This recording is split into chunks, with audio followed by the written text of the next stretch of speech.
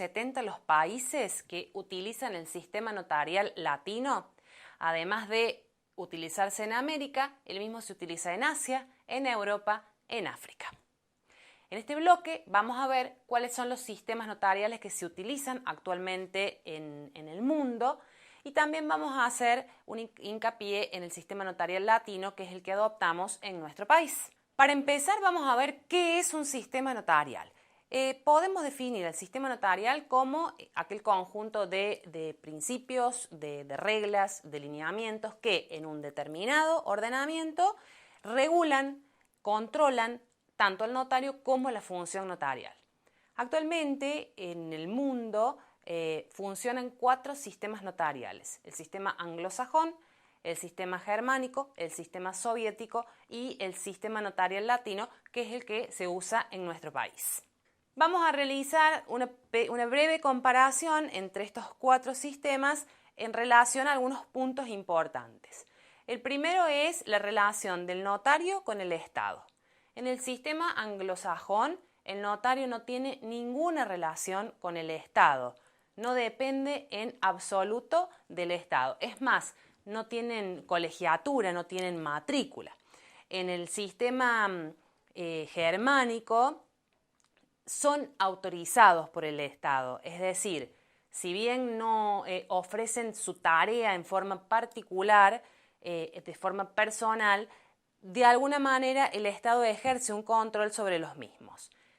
En cambio, en el sistema soviético, los notarios son directamente empleados públicos. Entonces, la función notarial que ejercen vincula directamente al Estado con el particular. Ellos están al medio, pero ejercen una función pública, dependen totalmente del poder administrador.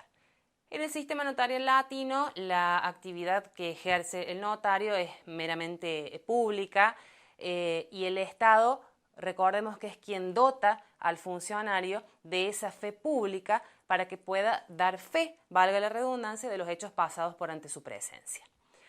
Otra de las cuestiones que podemos analizar es el protocolo. En el sistema anglosajón no existe protocolo directamente. En cambio, en el sistema germánico, en el soviético y en el latino existe protocolo. Respecto al número de escribanos, en el sistema anglosajón es ilimitado. ¿Esto qué quiere decir? Que es libre. Cualquier persona puede ejercer la función notarial, no hay jurisdicciones, el Estado no regula esta actividad. En cambio, en los otros 3 hay un control del Estado, inclusive en el sistema notarial latino, que es de jurisdicción numeraria. El Estado es quien determina qué cantidad de registros habrá, a veces en relación a la cantidad de personas existentes, es decir, la población, a veces en cuanto al territorio, pero sí está determinado. Finalmente, podemos decir con respecto al valor del instrumento emanado por los escribanos, en el sistema anglosajón, este instrumento que emana no tiene valor de instrumento público. En cambio, en los otros 3 sistemas, ya sea en el germánico, en el soviético o en el latino, el instrumento emitido por el escribano tiene valor pleno. De acuerdo a lo que estuvimos viendo, ¿qué responsabilidad te parece que tiene el escribano en el sistema notarial latino?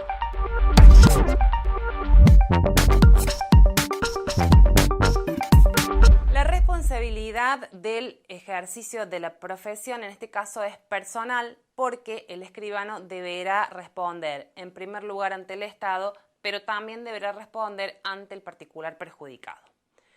Vamos a continuar en este bloque y vamos a ver específicamente el sistema argentino, el notariado argentino. Podríamos decir que la primera expresión del notariado argentino fue allá por el año 1813, un 3 de abril, en el cual la Asamblea General Constituyente de las Provincias Unidas del Río de la Plata, a través de una resolución, obligan o imponen a los escribanos españoles que actuaban en nuestro país que debían adoptar la ciudadanía. El notariado argentino, si bien pertenece al sistema del notariado latino, tiene su impronta particular. Podemos mencionar algunas características principales como que la función del notario en el sistema del notariado argentino es una función eminentemente pública que consta de dar autenticidad a los hechos pasados por ante su presencia. También podemos remarcar que otra de las tareas fundamentales del notario es dar forma legal a la voluntad de las partes. Podemos mencionar que es custodio de todos los instrumentos públicos. Recuerden que el escribano debe conservar en los protocolos cada uno de los instrumentos originales que emite.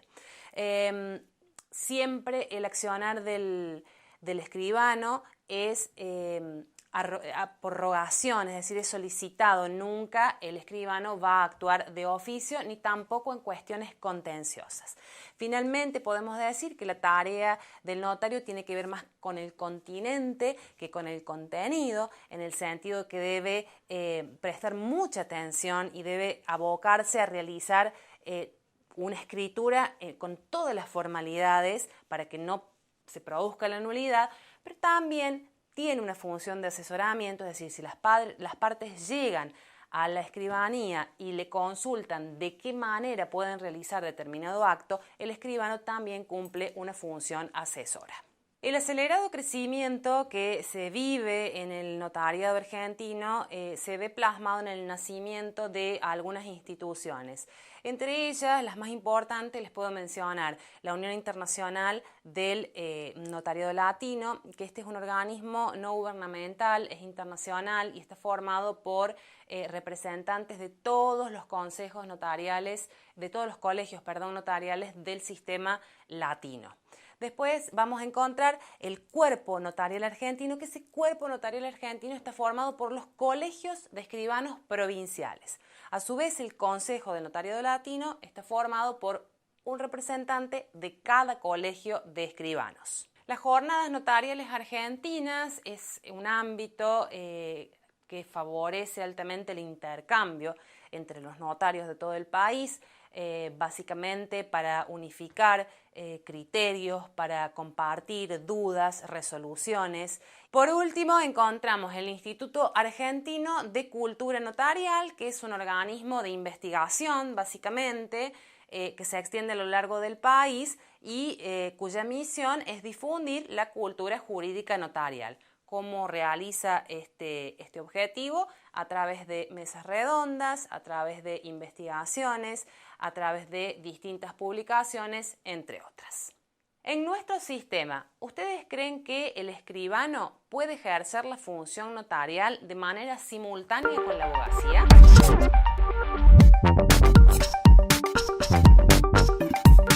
La respuesta a la pregunta anterior es negativa. Las diversas normativas provinciales establecen lo que nosotros conocemos como incompatibilidades y tiene que ver justamente con la imposibilidad de ejercer determinadas funciones o cargos o empleos y a su vez la función o el ejercicio del notariado. En este bloque justamente vamos a analizar cuáles son las condiciones legales para ejercer la función notarial, cuáles son esas incompatibilidades y también cuáles son las inhabilidades. Para ello vamos a plantear un caso práctico.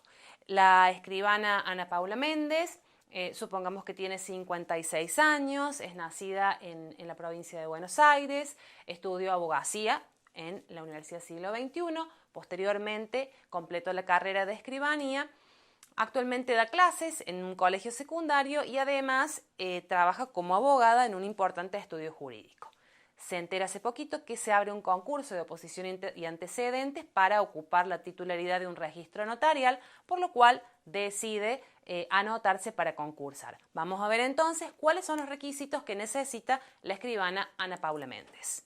Vamos a tomar para este caso específicamente la Ley 12.990, que es la Ley Orgánica Notarial de la provincia de Buenos Aires. Ustedes van a poder ver en la filmina que cada provincia tiene su propia ley orgánica y si bien tanto las condiciones legales como las incompatibilidades y las inhabilidades son similares, en algunas leyes varían un poquito y ya lo vamos a ver cuando resolvamos el caso.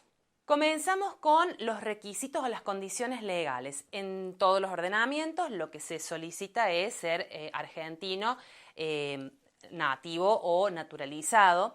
En algunas legislaciones se solicita tener una residencia de X cantidad de tiempo en la provincia donde uno va a concursar. Otro de los requisitos tiene que ver con la edad. Todos, absolutamente todos, se requiere la mayoría de edad, pero hay algunas legislaciones como la de Córdoba que limita la edad. Otra de las condiciones legales tiene que ver con el título habilitante, estar matriculado. Y en algunos casos también se solicita, como en la ley 12.990, tener alguna especie de práctica profesional previo a concursar. Por otro lado, encontramos las inhabilidades, que tienen que ver con situaciones en donde la ley considera que la capacidad no sería la óptima para poder ejercer la función notarial. Entonces, los sordos, los mudos, los ciegos o quienes tuvieran alguna discapacidad física o mental que les impidiera llevar a cabo el ejercicio de la función notarial, esta es una de las inhabilidades previstas por ley.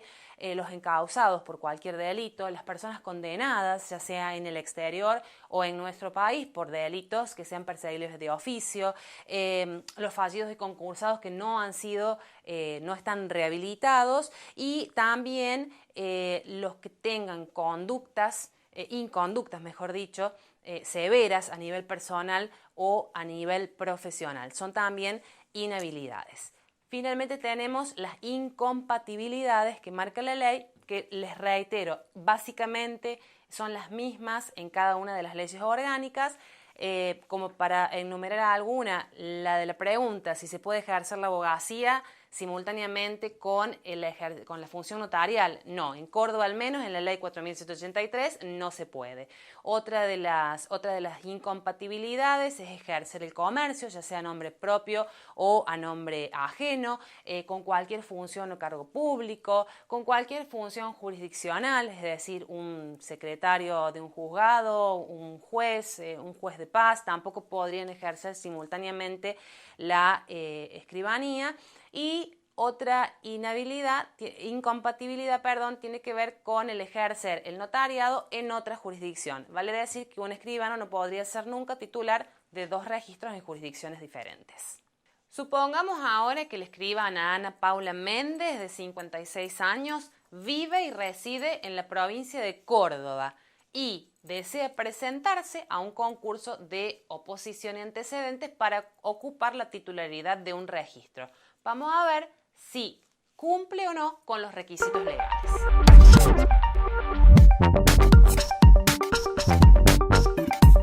La respuesta a esta pregunta es negativa. La escribana Ana Paula Méndez no podría presentarse a concursar debido a que excede la edad, que es un requisito para la ley de Córdoba, que establece que debe ser la persona concursante mayor de edad, pero menor de 50 años. Pero al respecto de este tema hay un fallo muy interesante que está en el material para que ustedes puedan leer, en los cuales una escribana se presenta a concursar y justamente era mayor de 50 años. Entonces el Colegio de Escribanos le niega la rematriculación, a lo cual ella interpone un recurso y logra que se declare la inconstitucionalidad de esta norma. Léanlo porque los fundamentos son clarísimos. Pasemos ahora al último bloque, en donde vamos a hablar de responsabilidad notarial. Para esto vamos a analizar el siguiente caso. El escribano recibe a un empresario muy famoso, muy conocido, que va a realizar su testamento. Cuando está redactando el testamento, el escribano toma conocimiento de que este señor, este empresario, tenía un hijo extramatrimonial no reconocido.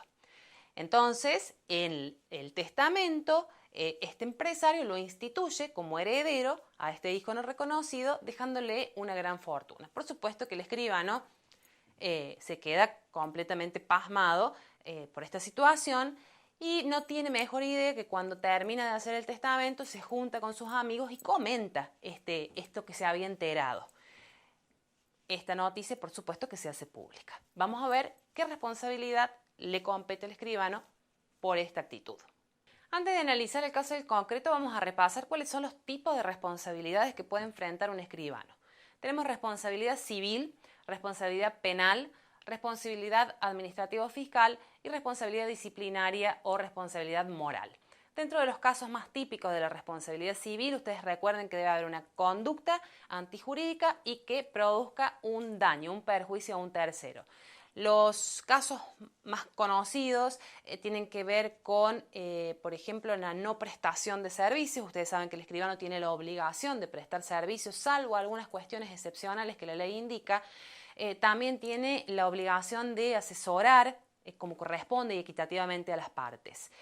Otro de los supuestos de responsabilidad civil tiene que ver con la incorrecta formación de los actos jurídicos, es decir, uno de los errores más graves que puede cometer un escribano es fallar en el armado, en la redacción de una escritura, omitiendo datos súper importantes como la fecha de otorgamiento, o si se olvida de firmar en la escritura o no le hace firmar a los comparecientes. Todas estas fallas van a provocar la nulidad instrumental de la escritura y la responsabilidad es pura del escribano público.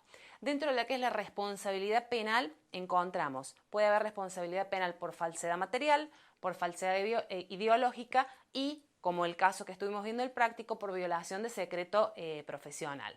Dentro de lo que es la falsedad material, encontramos tres supuestos, que es la contrafacción, la alteración y la supresión.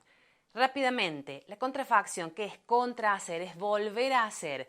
El caso más típico, por ejemplo, es hacer un testimonio de una matriz que no existe, ¿sí? Eso sería una falsedad material. Respecto a la alteración sería cuando se tacha algún dato, cuando se borronea y se cambia, y la supresión es justamente hacer desaparecer el instrumento público. La falsedad ideológica, en cambio, es aquella en la cual se insertan hechos o dichos que no son verdaderos. El caso más práctico que podemos resumir es, por ejemplo, cuando alguien firma en nombre de otra persona. En una falsificación de firma y, por supuesto, a sabiendas, el escribano permite hacerlo.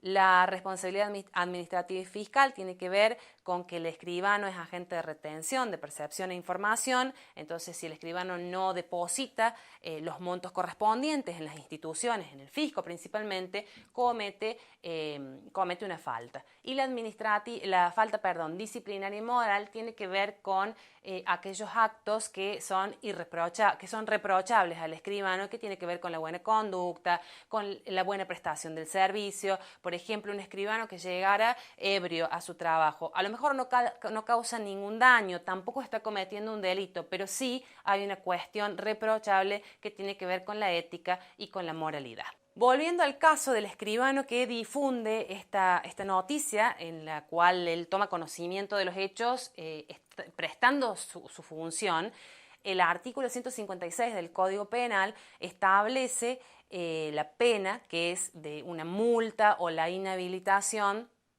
por determinado tiempo para aquellas personas que justamente al ejercer la profesión se enteren de un hecho que divulgarlo le causa perjuicio a alguien. Entonces, en este caso, este escribano comete un delito. Pero no solamente comete un delito, porque esta persona, supongamos que lo denunciara, también podría hacer un juicio civil persiguiendo la reparación del daño, esto es una indemnización patrimonial por daños y perjuicios. Y también podría intervenir el Tribunal de Disciplina del Colegio de Escribanos para sancionarlo por una cuestión ética y moral, como decíamos, y hasta podrían suprimirle la matrícula. Los invito ahora a realizar la actividad práctica para que posteriormente veamos cuál es la resolución.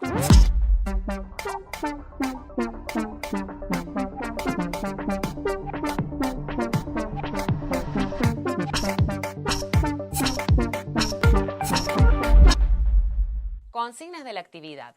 El escribano Fabián Marengo, titular del Registro Notarial 499 de la ciudad de Montemaíz, tiene su oficina en calle San Martín 892 de esta ciudad. Se describen distintas situaciones en las que se ve involucrado el escribano. Una vez que determines cuál es la actitud reprochable en la que incurrió Fabián, redacta un informe donde expreses qué norma ha violado y qué tipo de responsabilidad crees que tiene. Por ejemplo, para el caso 1, Fabián viola el artículo 11, inciso H, de la Ley 4183, Ley Orgánica Notarial de la provincia de Córdoba. Conceptos claves. Identifique los distintos tipos de responsabilidad que pueden recaer sobre los escribanos. Determine en qué casos un escribano puede negarse a prestar sus servicios.